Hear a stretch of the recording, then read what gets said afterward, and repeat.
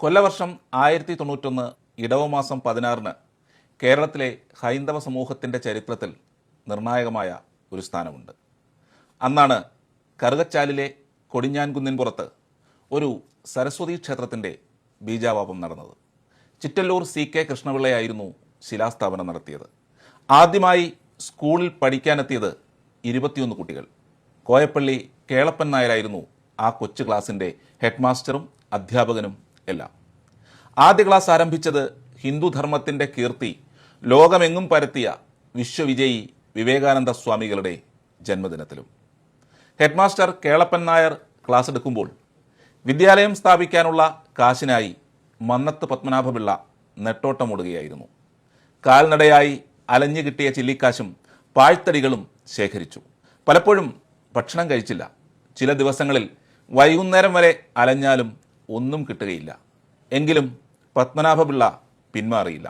ഏത് പ്രതിസന്ധിയെയും സ്ഥിരോത്സാഹം കൊണ്ട് തൃണവൽ സമാനമാക്കുന്ന അദ്ദേഹത്തിൻ്റെ നിശ്ചയദാർഢ്യം തന്നെയാണ് അവസാനം വിജയിച്ചത്.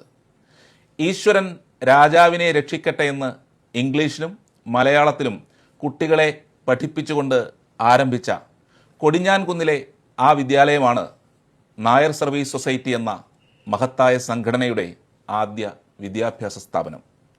ഹെഡ് മാസ്റ്ററായിരുന്ന കോയപ്പള്ളി കേളപ്പൻ നായർ പിൽക്കാലത്ത് ലോകമറിയുന്ന ഭാരത സ്വാതന്ത്ര്യ സമര സേനാനി കേളപ്പജിയായി, കേരള ഗാന്ധിയായി. അന്ന് 38കാരനായിരുന്ന മന്നത്ത് പത്മനാഭപിള്ള മന്നത്ത് പത്മനാഭനായി, ലോകമറിയുന്ന ഭാരത കേസരിയുമായി. ഇരുവരും പൊതുപ്രവർത്തനത്തിന് തുടക്കം കുറിച്ച സംഘടനയായ നായർ സർവീസ് സൊസൈറ്റിയും പെട്ടെന്നുണ്ടായ ഒരു ചിന്തയിൽ രൂപീകൃതമായതല്ല. NSSൻ്റെ പൂർവ്വരൂപമായ നായർ ഭൃത്യജന സംഘം ആരംഭിച്ചപ്പോൾ ആദ്യ പ്രസിഡന്റായിരുന്നു കേളപ്പൻ നായർ, സെക്രട്ടറി പത്മനാഭപിള്ളയും. കേരളത്തിൻ്റെ സമൂലമായ സാമൂഹിക പരിവർത്തനത്തിന് സാക്ഷ്യം വഹിച്ച NSSൻ്റെ സ്ഥാപക നേതാക്കളായ ഇരുവരും ആ പരിവർത്തനത്തിൽ നിർണായക പങ്കു വഹിച്ചു എന്നത് നിസ്തർക്കമാണ്. നായർ സമുദായത്തിൻ്റെ മാത്രമല്ല, അതുൾപ്പെടുന്ന ഹിന്ദു സമൂഹത്തിൻ്റെ ഉന്നതിയും ഇരുവരുടെയും ലക്ഷ്യമായിരുന്നു. ഐത്തത്തിനെതിരെ പടപൊരുതി വൈക്കം സത്യാഗ്രഹത്തിലും ഗുരുവായൂർ സത്യാഗ്രഹത്തിലും അവർ പങ്കുകൊണ്ടു. എല്ലാ ഹിന്ദുക്കൾക്കും ക്ഷേത്രപ്രവേശനം അനുവദിക്കണമെന്നാവശ്യപ്പെട്ട് മന്നത്ത് പത്മനാഭപിള്ള സവർണ ജാഥ നടത്തി.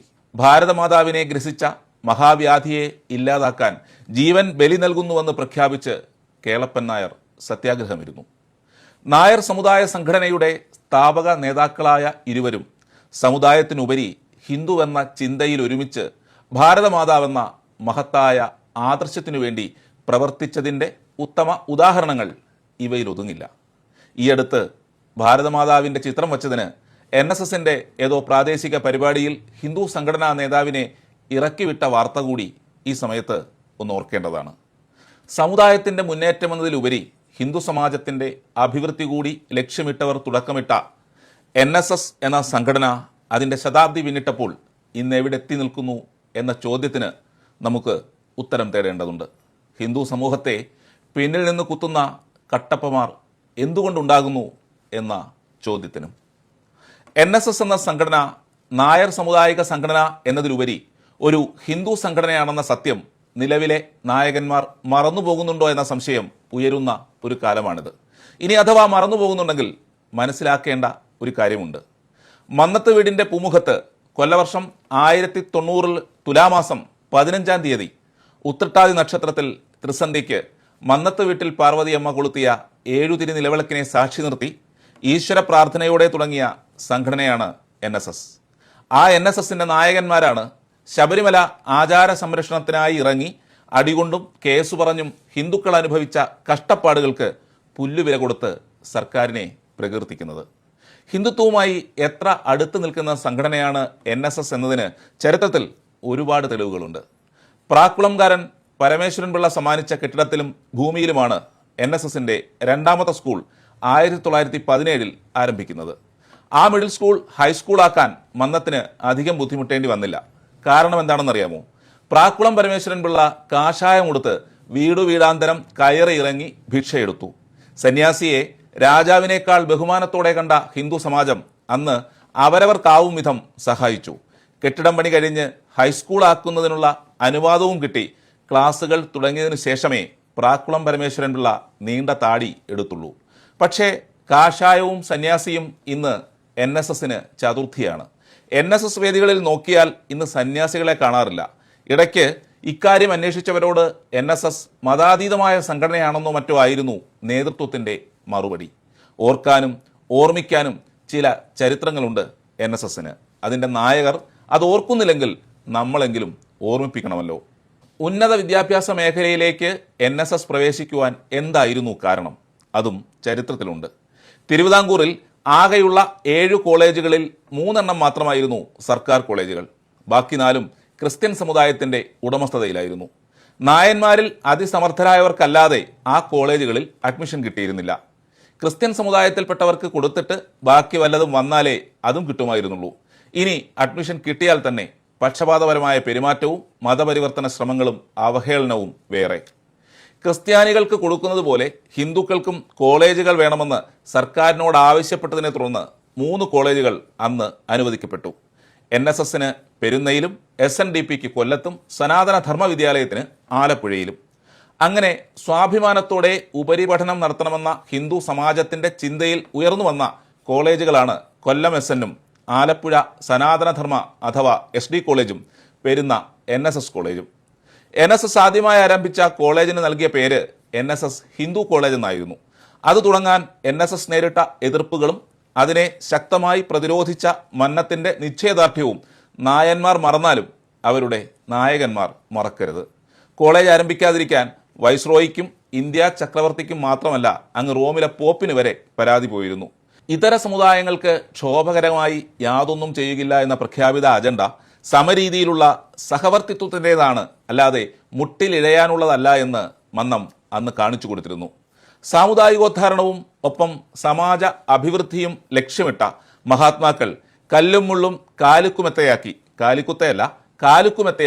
പിടിയരി വിരിച്ച് ജന്മനക്ഷത്ര പിരിവെടുത്ത് ഉയർത്തിയെടുത്ത ഹിന്ദു സമാജത്തിൻ്റെ അംശമായ സമുദായ സംഘടന കേവലം ചിലരുടെ സ്വാർത്ഥ താല്പര്യങ്ങൾക്കും തറവാടിത്ത ഘോഷണങ്ങൾക്കും മാത്രമുള്ള വേദിയായി ചുരുങ്ങുന്നുവോ എന്ന് അന്വേഷിക്കേണ്ടത് കാലഘട്ടത്തിൻ്റെ ആവശ്യം കൂടിയാണ്. അതിന് ചില ചരിത്രങ്ങളും വർത്തമാനങ്ങളും പറയണം, ചിലതൊക്കെ ഓർമ്മിപ്പിക്കുകയും വേണം. നായർ സമാജ പ്രവർത്തനങ്ങളുമായി മന്നത്ത് പത്മനാഭൻ സമുദായത്തിൻ്റെ നേതാവായി ഉയർന്നു വരുന്ന കാലം. ശ്രീമൂലം തിരുനാളിൻ്റെ ജന്മദിനാഘോഷം ചങ്ങനാശ്ശേരിയിൽ ഒരുമിച്ച് ആഘോഷിക്കുന്ന പതിവ് കാലങ്ങളായി ഉണ്ടായിരുന്നു. ഉദ്യോഗസ്ഥരും പ്രമാണിമാരും എല്ലാവരും ചേർന്നുള്ള ആഘോഷമാണ് നടക്കാറുള്ളത്. രാവിലെയും വൈകിട്ടുമായി ടൗൺ ഹാളിൽ നടക്കുന്ന യോഗങ്ങളിൽ ഒന്നിൽ കത്തോലിക്ക പള്ളി വികാരി ജനറൽ കണ്ടങ്കരി കത്തനാരും അടുത്തതിൽ ഹിന്ദുക്കളുടെ പ്രതിനിധിയായി കൈനിക്കര കുമാരപിള്ളയുമായിരുന്നു അധ്യക്ഷനായി ഉണ്ടാവുക. ആയിടയ്ക്ക് ഒരു കൊല്ലം 3 യോഗങ്ങൾ കൂടുകയും രാവിലെയും ഉച്ചയ്ക്കുമുള്ള യോഗങ്ങളിൽ കത്തോലിക്ക പള്ളി വികാരികൾ അധ്യക്ഷന്മാരാവുകയും ചെയ്തു. രാത്രി നടന്ന യോഗത്തിൽ ഹിന്ദുക്കളുടെ പ്രതിനിധിയും നായർ പ്രമാണിയുമായ കൈനിക്കര കുമാരപിള്ള അധ്യക്ഷനാകുമെന്നായിരുന്നു ഹിന്ദുക്കളുടെ വിശിഷ്യ നായന്മാരുടെയും പ്രതീക്ഷ. എന്നാൽ രാത്രി നടന്ന യോഗത്തിൽ കണ്ടക്കരി കത്തനാർ തന്നെ അധ്യക്ഷനായി. ഇത് മന്നം ഉൾപ്പെടുന്ന ഹിന്ദുക്കൾക്ക് സഹിച്ചില്ല. ഇവിടുത്തെ ഹിന്ദുക്കളെ അപമാനിക്കുകയും അവകാശങ്ങൾ പിടിച്ചെടുക്കുകയും ചെയ്ത പ്രവൃത്തിക്ക് കീഴടങ്ങാൻ തയ്യാറല്ലെന്നും ഇനി മുതൽ തിരുനാൾ ആഘോഷം ഹിന്ദുക്കൾ ഒറ്റയ്ക്ക് നടത്തുമെന്നും പ്രഖ്യാപിച്ച് മന്നം ഹാൾ വിട്ടിറങ്ങി. കൂടെ ബാക്കി ഹിന്ദുക്കളും പുറത്തിറങ്ങി. ഇതിൻ്റെ തുടർച്ചയായാണ് താലൂക്ക് നായർ സമാജമുണ്ടായത്. ഇതാണ് പിന്നീട് NSS താലൂക്ക് യൂണിയനായത്. ഇതുമായി ബന്ധപ്പെട്ടാണ് വിജയദശമി ആഘോഷവും തുടങ്ങിയത്. എല്ലാ ഹിന്ദുക്കൾക്കും ക്ഷേത്രപ്രവേശനവും സഞ്ചാര സ്വാതന്ത്ര്യവും ആവശ്യപ്പെട്ടുകൊണ്ടുള്ള വൈക്കം ഗുരുവായൂർ സത്യഗ്രഹങ്ങളിൽ നായർ സമുദായ നേതാവ് എന്നതിലുപരി ഹിന്ദു നേതാവ് എന്ന രീതിയിലാണ് മന്നം ഇടപെട്ടത്. വൈക്കത്ത് നിന്ന് തിരുവനന്തപുരത്തേക്ക് നടത്തിയ സവർണ ജാഥ അതിൻ്റെ മകുടോദാഹരണമാണ്. ഹിന്ദുവിൻ്റെ ഏതൊരു പ്രസ്ഥാനവും വിജയിക്കണമെങ്കിൽ അതിന് വിശ്വാസത്തിൻ്റെയും ആധ്യാത്മികതയുടെയും അടിത്തറ വേണമെന്ന് നല്ല നിശ്ചയമായിരുന്നു മന്നത്തിന്. അതുകൊണ്ട് വെള്ളവസ്ത്രം ധരിച്ച് ക്ഷേത്ര ദർശനം നടത്തിക്കൊണ്ടായിരുന്നു സവർണ ജാഥ ആരംഭിച്ചതും. യാത്ര വർക്കല എത്തിയപ്പോൾ ജാഥാംഗങ്ങൾ മഞ്ഞ വസ്ത്രം ധരിച്ച് ശിവഗിരിയിലെത്തി ശ്രീനാരായണ ഗുരുദേവനെ ദർശിച്ചു. അദ്ദേഹത്തിൻ്റെ അനുഗ്രഹം വാങ്ങിയാണ് യാത്ര തിരുവനന്തപുരത്തേക്ക് എത്തിയത്. എല്ലാവർക്കും സഞ്ചാര സ്വാതന്ത്ര്യത്തിനായി ചെയ്യുന്ന നിസ്വാർത്ഥ സേവനത്തെ ഗുരുദേവൻ അഭിനന്ദിച്ചു. തിരുവനന്തപുരം പുത്തൻ കച്ചേരി മൈതാനത്തെ പുളകം കൊള്ളിച്ച സമ്മേളനത്തിന് ശേഷം പിറ്റേന്ന് 22,000 സവർണ ഹിന്ദുക്കളുടെ സമ്മതപത്രം മഹാറാണിക്ക് മന്നം സമർപ്പിച്ചു. തുടർന്ന് ദിവാനോട് നടത്തിയ അഭ്യർത്ഥന ഹിന്ദു ഐക്യത്തിന് കാഹളമോതുന്ന ഒന്നായിരുന്നു. ഞങ്ങൾ അഭ്യർത്ഥിക്കുന്നത് മറ്റ് മതക്കാർക്ക് നടക്കാൻ സ്വാതന്ത്ര്യമുള്ള വഴി ഞങ്ങളുടെ സഹോദരങ്ങൾക്കും അനുവദിച്ചു കൊടുക്കണമെന്ന് മാത്രമാണ്. ഇതനുവദിക്കാതിരിക്കുന്നത് ഞങ്ങൾക്കെന്നല്ല, പൊതുവെ ഹിന്ദു സമുദായത്തിന് തന്നെ അപമാനകരമാണ്. 8 ലക്ഷമുള്ള സവർണ ഹിന്ദുക്കൾക്ക് എതിർപ്പുണ്ടെങ്കിൽ തന്നെ 17 ലക്ഷമുള്ള മറ്റ് ഹിന്ദുക്കൾ ഈ സങ്കടം അനുഭവിക്കണമെന്നത് അന്യായമാണ്. ദീർഘവീക്ഷണവും സമാജസ്നേഹവും ആത്മാർത്ഥതയുമുള്ള അഭ്യർത്ഥന. അന്ന് നായർ സമുദായത്തിൻ്റെ നേതാവ് ഹിന്ദു സമാജത്തിൻ്റെ പൊതുവായ പ്രശ്നങ്ങളിൽ ഇടപെട്ട് പ്രവർത്തിച്ചത് ഇങ്ങനെയൊക്കെയായിരുന്നു. പെരുന്നയിൽ ഹിന്ദു കോളേജ് തുടങ്ങിയതിലേക്ക് നമുക്ക് തിരിച്ചു വരാം. ചങ്ങനാശ്ശേരിയിൽ ആർച്ച് ബിഷപ്പിൻ്റെ മാനേജ്മെൻറ്റിൽ കത്തോലിക്ക സഭയുടെ വകയായി സെൻറ്റ് ബെർഗ്മാൻസ് കോളേജ് ഉള്ളപ്പോഴായിരുന്നു NSSന് കോളേജ് അനുവദിച്ചത്. NSSൻ്റെ കോളേജ് വരുന്നെന്ന് കേട്ടപ്പോൾ മുതൽ കത്തോലിക്ക സഭ എതിർപ്പ് തുടങ്ങി. വർഗീയതയും സംഘടിത ശക്തിയും സമം യോജിപ്പിച്ച് NSSനെതിരെ ശക്തമായ പ്രചാരണ പരിപാടികൾ തന്നെ സംഘടിപ്പിച്ചു. ഗവൺമെന്റിനും റെസിഡന്റിനും ഗവർണർക്കും വൈസ്രോയ്ക്കും ഇന്ത്യ ചക്രവർത്തിക്കും റോമിലെ പോപ്പിനും വരെ സഭ കമ്പിയടിച്ച് കോളേജ് വരുന്നത് തടയണമെന്ന് ആവശ്യപ്പെട്ടു.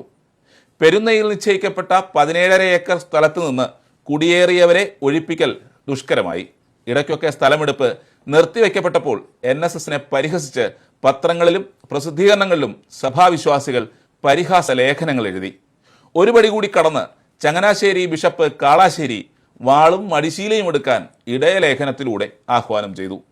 സാമുദായിക സൗഹാർദ്ദം നിലനിൽക്കേണ്ടത് ഏകപക്ഷീയമായിട്ടല്ല എന്ന് നന്നായി അറിയാവുന്ന മന്നത്ത് പത്മനാഭൻ ബിഷപ്പിന്റെ കൈമുത്താനൊന്നും പോയില്ല.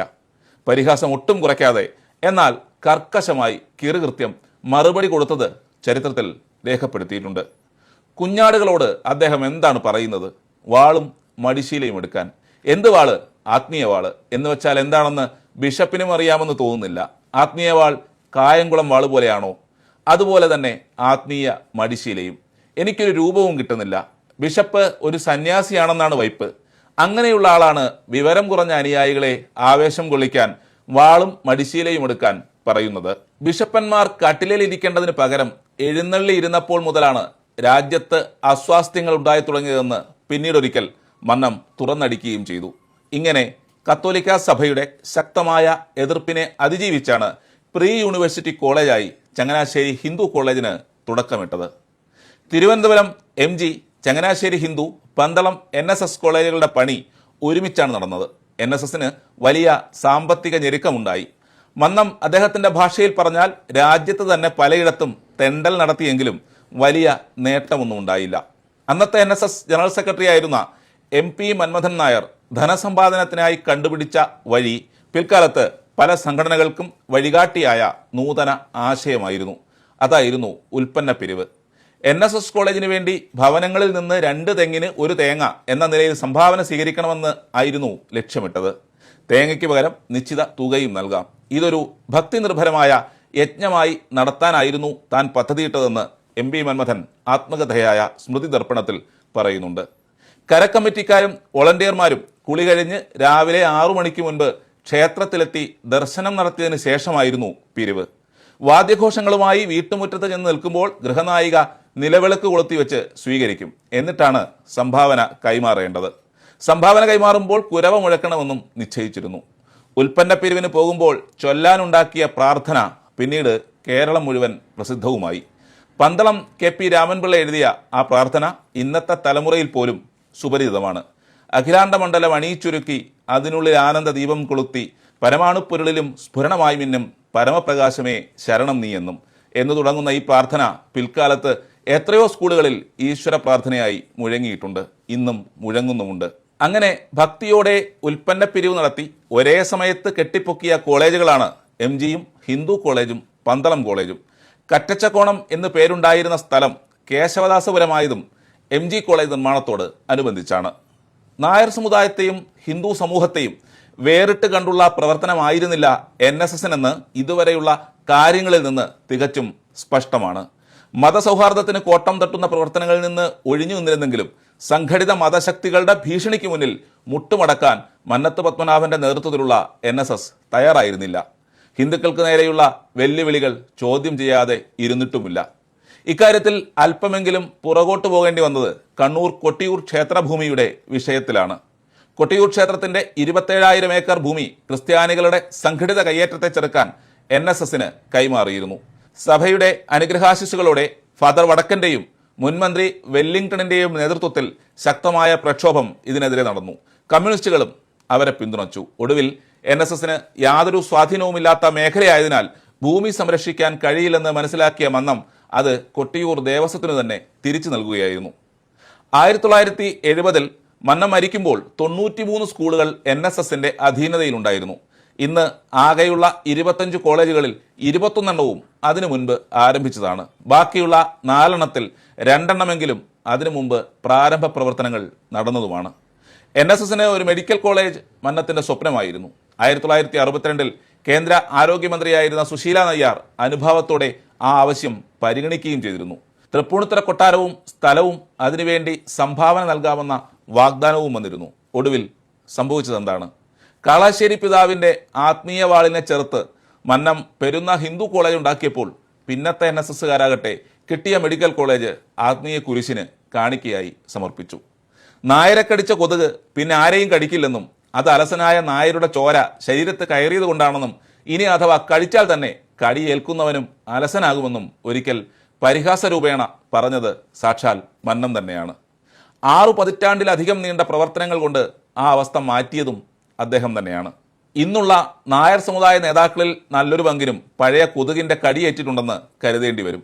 അതല്ലെങ്കിൽ കഞ്ഞിപ്പുഴുക്കും കഴിച്ച് കാൽനടയായി കഷ്ടപ്പെട്ട് പൂർവികർ ഉണ്ടാക്കി വെച്ച വസ്തുവകകളിൽ ഞെളിഞ്ഞമർന്ന് സുഖലോലുപത പഠിച്ചു പോയതുകൊണ്ടുമാകാം. സാമൂഹിക നവോത്ഥാനത്തിന് ഉണർവേകിയ വൈക്കം ഗുരുവായൂർ സത്യാഗ്രഹങ്ങൾ, ക്ഷേത്രപ്രവേശന വിളംബരം, സർ CP-യുടെ അമേരിക്കൻ മോഡലിനെതിരെയുള്ള പ്രക്ഷോഭം, സ്റ്റേറ്റ് കോൺഗ്രസ്, ഹിന്ദുമത മഹാമണ്ഡലം, വിമോചന സമരം തുടങ്ങി കേരളം കണ്ട ചെറുതും വലുതുമായ സംഭവങ്ങളിലെല്ലാം മന്നവും NSSും വലിയ പങ്ക് വഹിച്ചിട്ടുണ്ട്. അതിൽ നല്ലൊരു ശതമാനവും സമുദായം എന്നതിലുപരി ഹിന്ദു ധർമ്മത്തിന് വേണ്ടിയായിരുന്നു. വിശാലമായ രാഷ്ട്ര താല്പര്യവും അതിൽ ഉൾപ്പെട്ടിരുന്നു. ഇന്നെന്താണ്? ഹിന്ദു സമാജം നേരിടുന്ന പൊതുവായ പ്രശ്നങ്ങളിൽ പെരുന്നയിലെ ദന്തഗോപുരവാസികൾ എന്തെങ്കിലും അഭിപ്രായം പറഞ്ഞതായി ആരെങ്കിലും കേട്ടിട്ടുണ്ടോ? മന്നത്തിന് ശേഷം ഹിന്ദു ഐക്യത്തിനോ ഹിന്ദു നവോത്ഥാനത്തിനോ വേണ്ടി ഒരു ചുവടെങ്കിലും മുന്നോട്ട് വയ്ക്കാൻ NSSന് കഴിഞ്ഞിട്ടുണ്ടോ? ശബരിമലയ്ക്ക് വേണ്ടിയുള്ള നിയമ പോരാട്ടമായിരിക്കും പിന്നെ പറയാനുണ്ടാകുക. അതാകട്ടെ അടിച്ചവനെ തൊഴുന്ന രീതിയിൽ ഇപ്പോൾ അധപ്പതിക്കുകയും ചെയ്തു.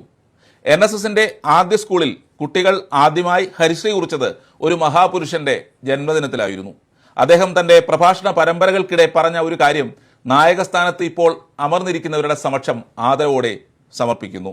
ഒരാൾ സ്വയം വെറുക്കുമ്പോൾ അത് അവസാന അടിയായി. പ്രപിതാമഹന്മാരെ ഓർത്ത് ലജ്ജിക്കുമ്പോൾ അത് അവസാനവുമായി. ഇതാ ഞാൻ ഹിന്ദുവർഗത്തിലെ ഒരു സാധാരണക്കാരൻ, പൂർവികരെക്കുറിച്ച് അഭിമാനിക്കുന്നു. ഒരു ഹിന്ദു എന്ന് പറയുന്നതിൽ ഞാൻ അഭിമാനം കൊള്ളുന്നു. സന്യാസികളുടെ പിന്തുടർച്ചക്കാരനും ലോകം കണ്ട ഋഷീശ്വരന്മാരിൽ ഏറ്റവും പഴക്കം ചെന്നവരുടെ പിൻതലമുറക്കാരായവരിൽ ഒരാളുമാണ് എന്ന് പറയുന്നതിൽ ഞാൻ അഭിമാനം കൊള്ളുന്നു. അതുകൊണ്ട് സ്വയം വിശ്വസിക്കുക, പൂർവികരിൽ അഭിമാനം കൊള്ളുക. ഹിന്ദുത്വത്തിൻ്റെ ഏറ്റവും വലിയ പതാകവാഹകനാണ് അത് പറഞ്ഞത് സ്വാമി വിവേകാനന്ദൻ. NSS ജനറൽ സെക്രട്ടറി ആയിരുന്ന PK നാരായണ പണിക്കർ അന്തരിച്ച സമയത്ത് അനുശോചനം അർപ്പിക്കുന്നതിനിടെ അന്ന് CPMന്റെ സംസ്ഥാന സെക്രട്ടറി ആയിരുന്ന ശ്രീ പിണറായി വിജയൻ പറഞ്ഞ ഒരു രാഷ്ട്രീയ പരാമർശമുണ്ട്. സംഘപരിവാറിനെ അടുപ്പിക്കാത്ത നേതാവായിരുന്നു ശ്രീ നാരായണ പണിക്കരെന്ന്. ഒരു മരണത്തിൽ അനുശോചിച്ചുകൊണ്ടുള്ള സന്ദേശത്തിൽ പോലും രാഷ്ട്രീയം കലർത്തിയ പിണറായി വിജയനെ നമുക്ക് തൽക്കാലം വെറുതെ വിടാം. അത് അദ്ദേഹത്തിൻ്റെ രാഷ്ട്രീയമാണ്. പക്ഷേ പിണറായിയുടെ പരാമർശം ചർച്ച ചെയ്യപ്പെടേണ്ടത് തന്നെയാണ്.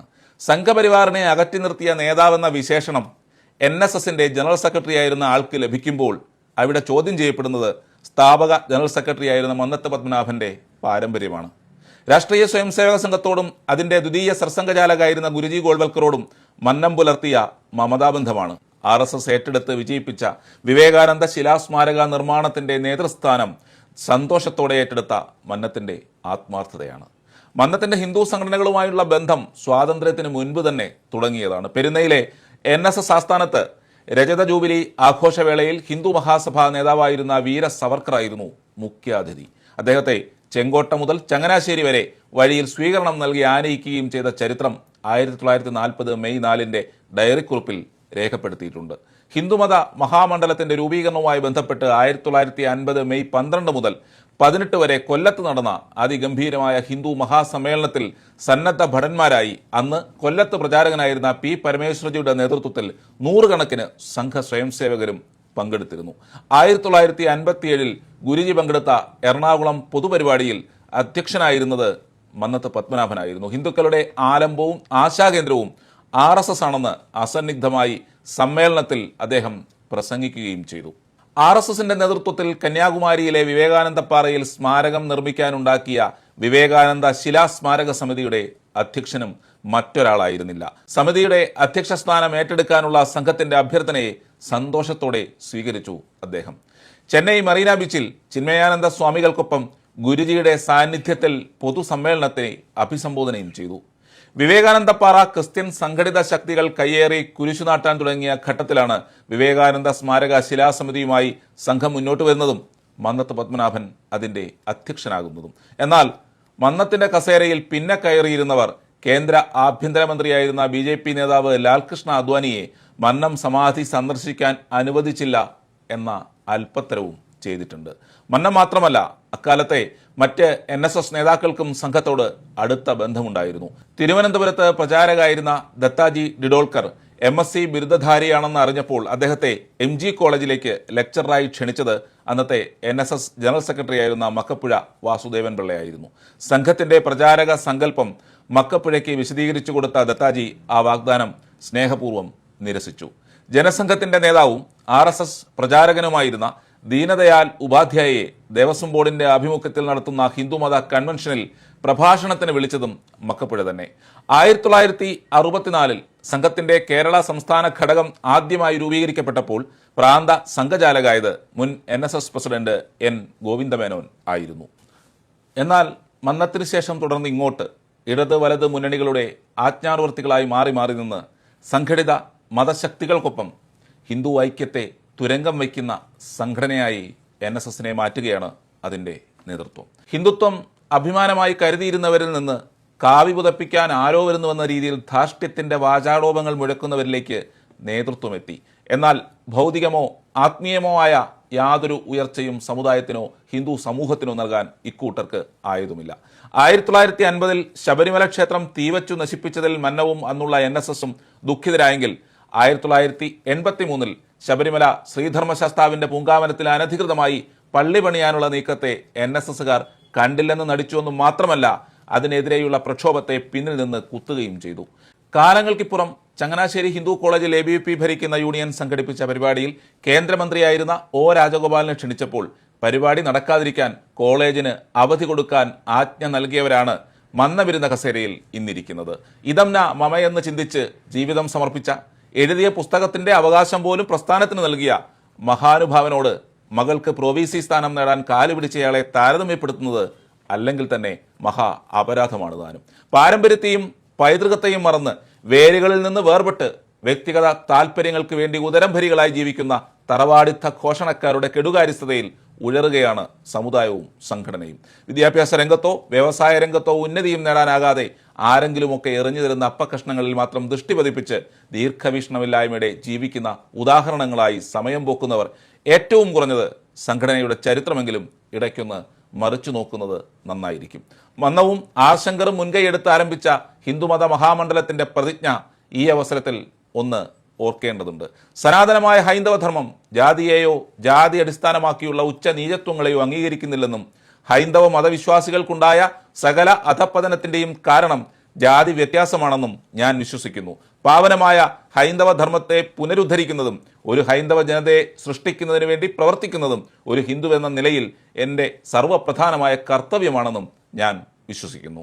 ഹിന്ദുമത മഹാമണ്ഡലം എന്നൊരു സ്വപ്നമായി അവസാനിച്ചെങ്കിലും ആത്യന്തികമായി എല്ലാം ഹിന്ദു മഹാമണ്ഡലത്തിൽ ലയിക്കേണ്ടതാണെന്നുള്ള മന്നത്തിന്റെ പ്രസ്താവനയും ഈ പ്രതിജ്ഞയും ഇന്നും പ്രസക്തമാണ്. മന്നവും സമുദായവും മുൻകൈയെടുത്ത ഹിന്ദുമത മഹാമണ്ഡലത്തിന്റെ പ്രതിജ്ഞയുടെ ആശയവും ആദർശവും ഏത് സംഘടനയുടെ ആദർശത്തോടും പ്രവർത്തന രീതികളോടുമാണ് ചേർന്ന് നിൽക്കുന്നത്. ഹിന്ദുക്കൾ ജാതീയമായി വിഘടിച്ചു നിൽക്കുന്നതാണ് തങ്ങളുടെ രാഷ്ട്രീയ അധികാരത്തിന് നല്ലതെന്ന് അന്നും ഇന്നും എന്നും ചിന്തിക്കുന്ന കോൺഗ്രസ് കമ്മ്യൂണിസ്റ്റ് സംഘങ്ങളോടാണോ അതോ അയിത്തം പാപമല്ലെങ്കിൽ മറ്റൊന്നും പാപമല്ലെന്ന് പ്രഖ്യാപിച്ച് പ്രവർത്തിക്കുന്ന ഹിന്ദു സംഘടനകളോടാണോ? ഹിന്ദു സംഘടനക്കാരെ കണ്ടുകൂടാത്ത നായകന്മാരോട് ഉത്തരം തേടേണ്ടതും ഉത്തരം പറയിപ്പിക്കേണ്ടതും ഹിന്ദുക്കളായിട്ടുള്ള നായർ സമുദായാംഗങ്ങളാണ്. അത് കാലഘട്ടത്തിന്റെ ആവശ്യം കൂടിയാണ്. 1921 ഏറനാട് വള്ളുവനാട് പ്രദേശങ്ങളിലെ ഹിന്ദുക്കൾ ഒരു ഗതിയും പരഗതിയുമില്ലാതെ പലായനം ചെയ്യേണ്ടി വന്ന അവസ്ഥയിൽ കോൺഗ്രസ് അധ്യക്ഷനായിരുന്ന മറ്റൊരു നായർ, അതായത് കെ മാധവൻ നായർ പറഞ്ഞൊരു കാര്യം ഇപ്പോൾ വീണ്ടും ഒന്ന് ഓർമ്മിപ്പിക്കുകയാണ്. നായരും നമ്പൂതിരിയും തീയനും ചെറുമനും യോജിച്ച് ഒരു കെട്ടായി നിന്നിരുന്നുവെങ്കിൽ അക്രമികളായ ലഹളക്കാരോട് ചെറുത്തു നിൽക്കാൻ ചിലയിടങ്ങളിലെങ്കിലും സാധിക്കുമായിരുന്നു. ഈ അസ്പൃശ്യത തുടർന്നാൽ ആപത്ത് കാലത്ത് തമ്മിൽ യാതൊരു സഹായമോ സഹകരണമോ ഇല്ലാതെ നമ്പൂതിരി നമ്പൂതിരിയുടെ വഴിക്കും നായർ നായരുടെ വഴിക്കും തീയന്റെ വഴിക്കും ചെറുമന്റെ വഴിക്കും കെട്ടും ഭാണ്ഡവും എടുത്ത് ഓടേണ്ടി വരുമെന്ന് മാത്രമല്ല, കാലക്രമേണ ഹിന്ദു സമൂഹം നാമാവശേഷമായി തീരുമെന്നുകൂടി ഓർക്കേണ്ടതാണ്. ചരിത്രമാണ്. അതുകൊണ്ട് തന്നെ പെരുന്നയിലെ നായകന്മാർ പ്രത്യേകം പഠിക്കേണ്ടതുമാണ്.